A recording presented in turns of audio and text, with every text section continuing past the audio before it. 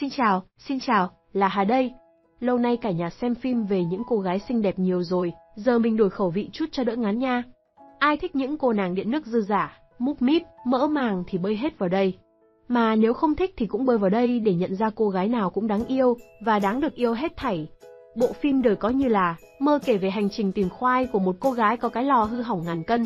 Từ nhỏ, Natalie đã khoái xem phim tình cảm lãng mạn, cô bé mộng mơ sẽ tóm được hoàng tử bảnh tỏn theo cách mà các lọ lem trong phim thường làm. Xuống đi con, nãy giờ đu dây điện hơi bị lâu đấy, mộng mơ ghê thế. Ngay từ khi còn bé, cô đã được người lớn dạy rằng những anh chàng đẹp trai, sáu múi, giàu có thì không bao giờ dành cho những cô nàng mũm mĩm và nghèo như nàng. Lớn lên, Natalie trở thành một kỹ sư có tài trong một công ty thiết kế tại New York. Xung quanh cô toàn là những ông sếp khó tính chuyên hạch hoẹ, ngoại hình không đẹp thật khó sống. Vớt vát thay bên cạnh cô là hai người bạn thân, cô trợ lý là fan cuồng phim lãng mạn. Anh bạn đồng nghiệp Joe hài hước, chân thành và tốt bụng. Họ thúc giục cô chuẩn bị ý tưởng cho chiến dịch mới và trình bày tại cuộc họp. Vì ngoại hình của mình, Natalie bị Blake, con trai của chủ tịch chuỗi khách sạn mà cô đang thiết kế tưởng nhầm là cô lao công. Mang cho tôi một tách cà phê. Natalie phải bỏ dỡ cuộc họp để chuẩn bị cà phê theo yêu cầu của ông khách khó tính.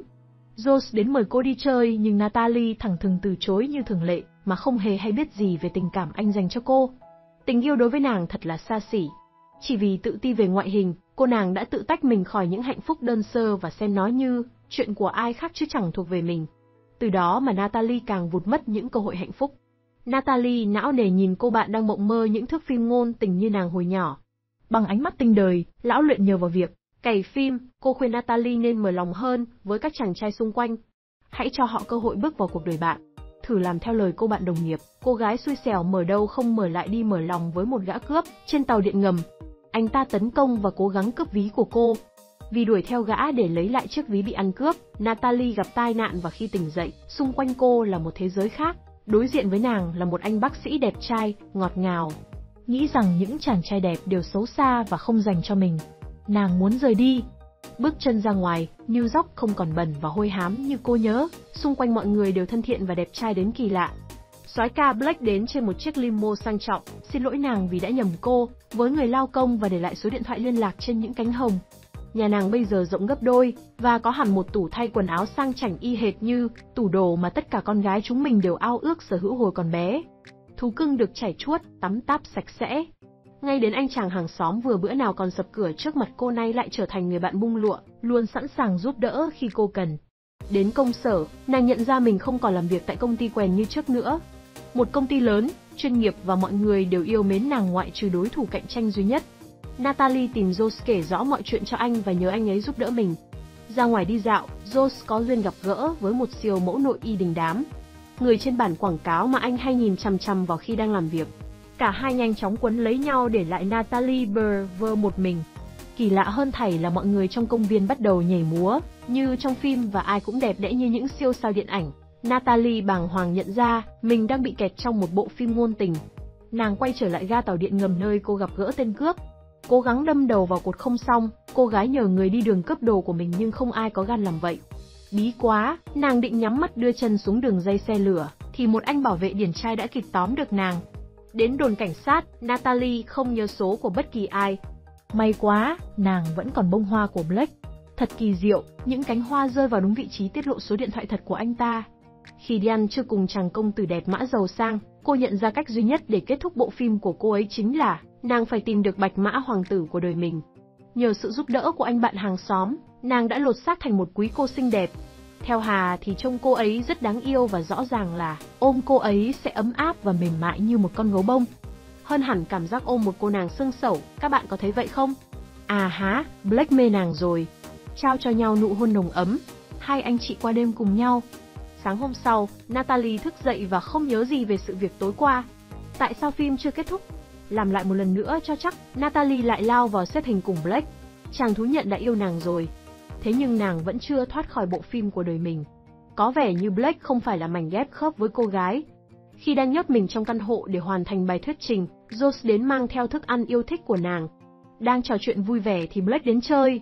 Thấy đối thủ mạnh xuất hiện, Joe chua chát nhận ra mình không có cờ gì để tranh đấu cùng anh. Joe lặng lẽ ra về. Vài ngày sau, hai cặp đôi đi chơi cùng nhau. Lúc này, Josh tiết lộ với Natalie, anh đã thích cô từ lâu nhưng nàng quá bận rộn để chú ý đến anh. Một thời gian sau, Josh thông báo anh và nàng người mẫu nóng bỏng sắp cưới. Lúc này, Natalie bắt đầu nhận ra mình đang mắc kẹt trong một vòng lặp vô tận vì chọn nhầm người. Blake cho rằng đằng nào nàng cũng sẽ lấy anh, nhà anh thiếu gì tiền. Nghỉ việc đi, bỏ mấy bài thuyết trình vớ vẩn kia đi. Nhiệm vụ của em là ở nhà và sinh cho anh một tá con. Không muốn từ bỏ công việc yêu thích của mình, nàng nói lời chia tay cùng Blake.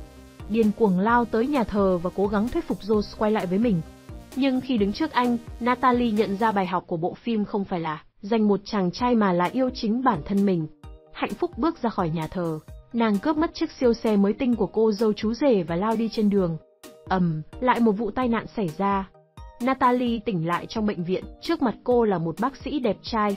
Không lẽ mình vẫn còn mơ? Nhưng không, bác sĩ già bước đến, thì ra anh kia chỉ là một diễn viên đóng vai bác sĩ trong một bộ phim sắp quay tại bệnh viện. Natalie đã bất tỉnh trong 18 giờ sau khi chiến đấu với kẻ tấn công trong tàu điện ngầm. Mọi thứ đã trở lại như trước đây, nhưng bây giờ trong mắt Natalie cuộc sống đang có vốn rất tuyệt.